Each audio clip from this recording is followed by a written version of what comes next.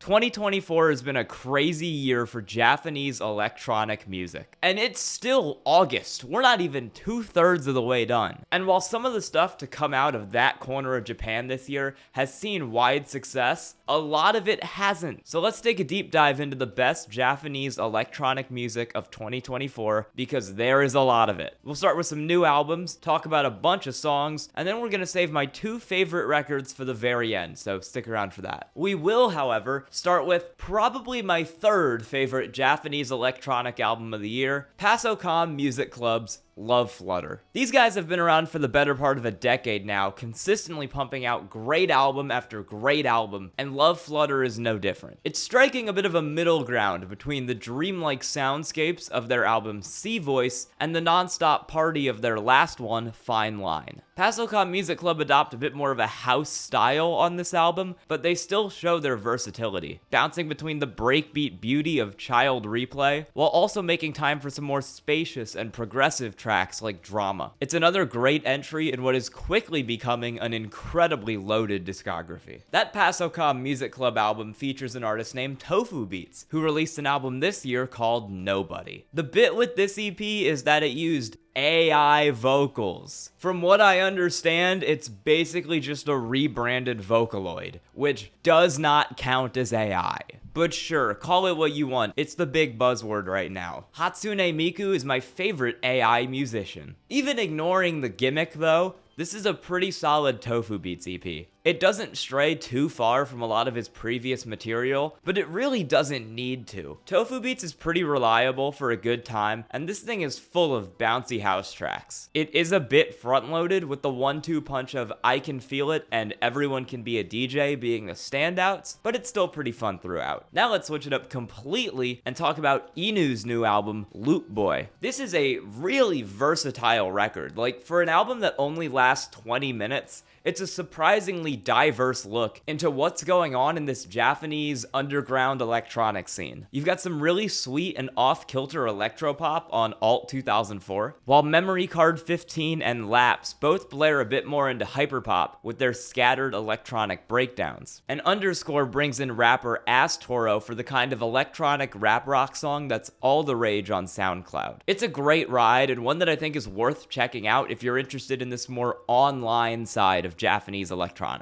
Speaking of the more online side of Japanese electronic, Iga started releasing vaguely hyperpop music last year, but he's actually moving away from it a bit on his debut EP, Blueskyfish. I first heard this guy from his single Shinkai Makoto from last year, which as mentioned was this really loud and busy hyperpop style rap song. It's a ton of fun and worth checking out, it just didn't come out in 2024. When I first saw Blueskyfish, I was kinda expecting it to be similar, but it's nothing close. Palette is a synth pop song that leads with really fun melodies, something that you could kinda tell he was good at from his first material. There's also Shikinami, which is this really scenic track that builds up into some atmospheric breaks at the end. It's not fully polished, and there are definitely some growing pains, but this shows a lot of promise, and especially since it's a debut, I think Iga could be an artist to watch grow over the next few years. Next debut I want to talk about, Infinite Window by Madobe Rika. This is insane. Don't let the cover deceive you, because this is one of the craziest glitch pop records I've heard in a while. This thing is an hour long, and while I'm not typically big on longer albums, it's constantly engaging. It never loses me for even a second. It's packed full of sugary pop songs that are being shot through with crazy breaks and crushed synths and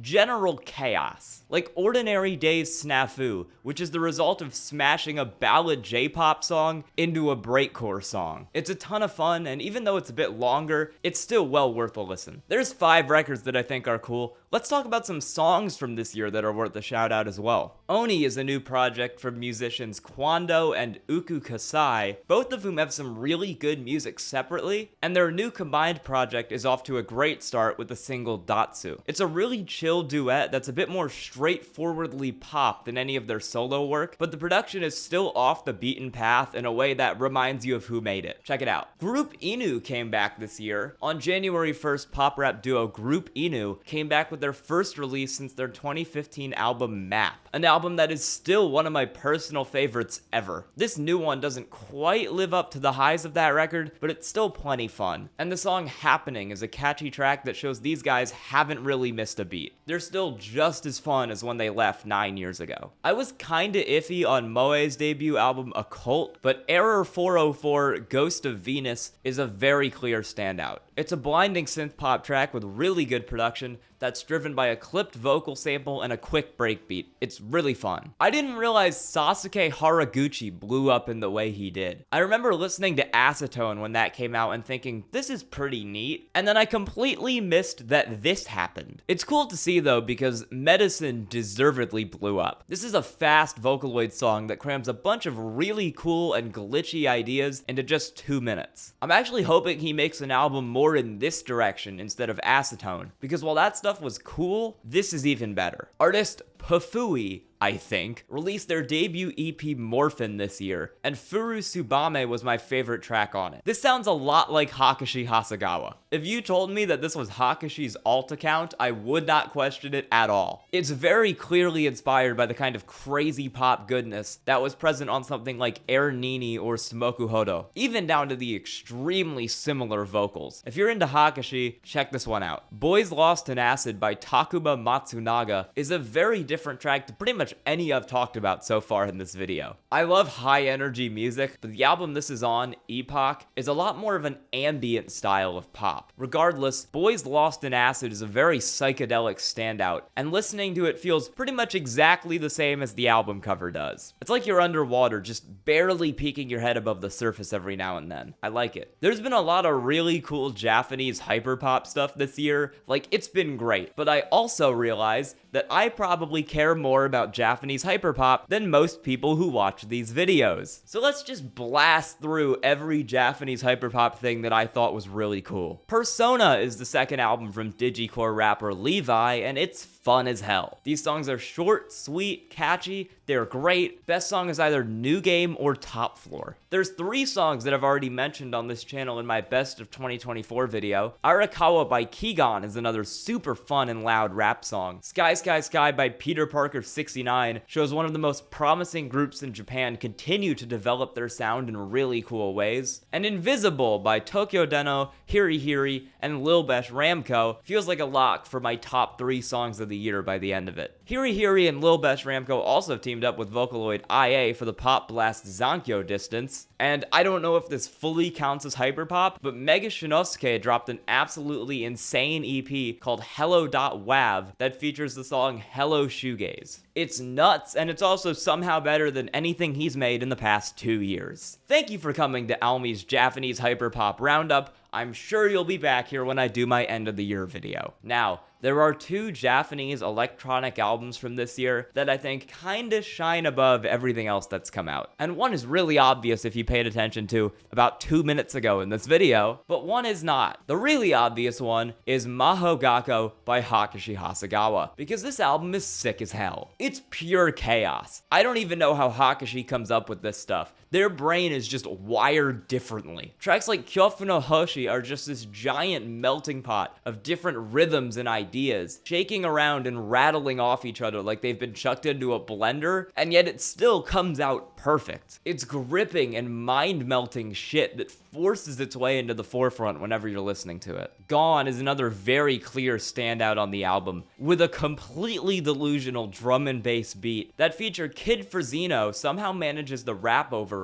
really well. Just give the second half of that track a listen. It's mind-blowing the first time, and it's even more mind-blowing the 20th time. It's a beautiful cluster that reinforces Hakushi Hasegawa as one of the best minds in music today, and it's a great little 2-minute showcase of what makes his production so unique. If you're up for something that will break your brain and melt your ears, give Mahogako a shot. Now, my favorite Japanese album of the year at this moment in time is Lausbub's debut record, Romp. Their EP Mid from 2022 showed promise, and the singles for this over the ensuing years were pretty cool as well. But Romp really puts it all together and cements Lausbub as incredible musicians. Romp is a throwback in many ways to 80s technopop, while still pushing the boundaries of what that style can be. One of the best songs on this is I Sync, which shoots back and forth between really noisy melodic pop, instrumental sections with very harsh synths, and a dark closing section that sounds like it's actively being shoved underground. A bit brighter would be the song Sweet Surprise, a nice blend between Lausbub's throwback sound and more modern J-pop songwriting. There are still some growing pains, like on 80+1 Hardy Ones, which has some cool ideas but just doesn't feel fully formed. That is made up for though, because it's being surrounded by super cool tracks. I Sync is right after it, and the track Dancer in the Snow is right before it. Like many songs on this album, it's carried by stunning vocals and super frantic percussion. It kinda sounds exactly like the title, as singer Mei Takahashi's vocals get lost dancing over these rolling drum loops. It's beautifully hypnotic. Romp is amazing. It's my favorite album of the year right now. It is really, really good and absolutely worth listening to. Thanks for watching. There's my guide to Japanese electronic. There's gonna be a pinned comment that'll have a YouTube playlist to everything I talked about, and then a Spotify one that's kind of this video extended. It's a playlist I made for myself that inspired me to talk about this. Love y'all. Thanks again so much for watching. Bye.